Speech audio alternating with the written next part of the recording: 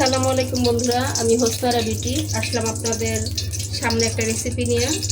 আমি আজকে রান্না করব রুই মাছ দিয়ে পেঁপে। অল্প একটু পেঁয়াজ দিয়েছি। পেঁয়াজটা হালকা করে ভেজে নেব। আর পেঁপে তরকারি মানে তো জানেনই, একটু পানসে পানসে তরকারি। এটার মধ্যে একটু মশলা বেশি পড়লে ভালো লাগে খেতে, তা আমি একটু বাড়তি মশলা দিব। অনেকেই পেঁপে খেতে চান না, কারণ ভালো লাগে না, তাই খেতে চান না। বিভিন্নভাবে ট্রাই করবেন, ইনশাল্লাহ ভালো লাগবে। দিয়ে দিচ্ছি আদা রসুনের পেস্ট, লবণ, চা বাটা, ধনিয়া বাটা, সরিষা বাটা, হলুদ বাটা,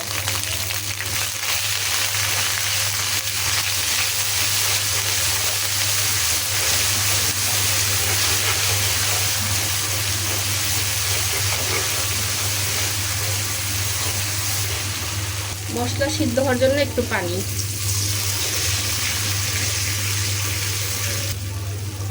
তাদের সাথে শেয়ার করতে ভুলে গেছি, আমি সরিষা বাটার সাথে 2-3টা কাঁচামরিচ বেটে দিয়েছিলাম, কারণ পেঁপে তরকারি বেশি টকটকা কালার করবো না। দিয়ে দিচ্ছি মরিচের গুঁড়া। মরিচটা ভেজে নেওয়ার জন্য সময় হয়, মরিচ যে বাটবো সেই সময়টা হয় নাই, এই জন্য মরিচটা গুঁড়াই দিচ্ছি। আপনারা হয়তো বা খেয়াল করেন, আমি বারবারে তরকারিতে পানি দিই না। আমি মশলা কষানোর সময় একবার পানি দিই, আর লাস্টে ঝোলের জন্য পানি দিই। বিসমিল্লাহ। দিয়ে দিচ্ছি পেঁপে আর আলু। অর্ধেকটা পেঁপে নিয়েছি আর ছোট ছোট 2টা আলু নিয়েছি।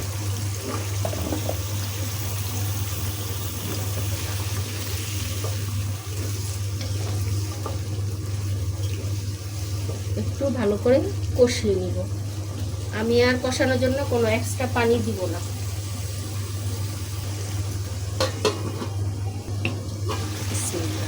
তিনটা কাঁচামরিচ,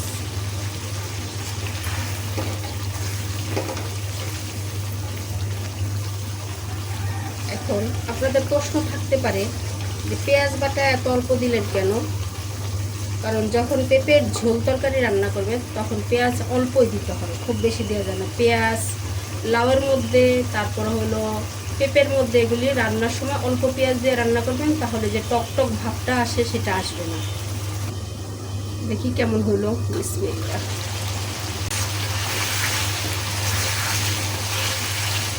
কষানো হয়ে গেছে, এখন দিব ঝোলের জন্য একটু পানি।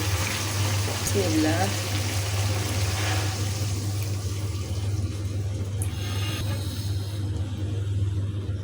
বিসমিল্লাহ।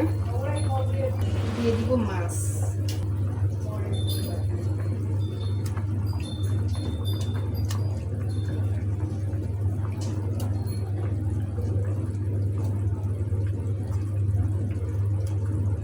এখন আরেকটু ভালো করে রান্না করে নিব। আর আমি আগেই বলেছি, ঝোল বেশি কমাবো না, ঝোল মোটামুটি একটু বাড়তি রাখবো। দিয়ে দিচ্ছি একটু ভাজা জিরার গুঁড়া, দিয়ে আবার ঢেকে দিব 5 মিনিটের মতো। বিসমিল্লাহ। আমার সকল নতুন পুরাতন বন্ধুরা আর যারা লাইক করেন, কমেন্টস করেন, সবাইকেই জানাই অন্তঃস্থল থেকে ধন্যবাদ। এভাবে আমার পাশে থাকবেন, আর আপনারা পাশে থাকলে হয়তোবা একদিন আমরাও সফলতা ইনশাল্লাহ ছুঁতে পারবো। আর ভিডিওটা দেখার জন্য সবাইকে অনেক ধন্যবাদ। সকলে আমাদের জন্য তাদের মূল্যবান সময়টুকু নষ্ট করেন, সেজন্য অন্তঃস্থল থেকে জানাচ্ছি শুভেচ্ছা। সকলে ভালো থাকেন। আল্লাহ হাফেজ।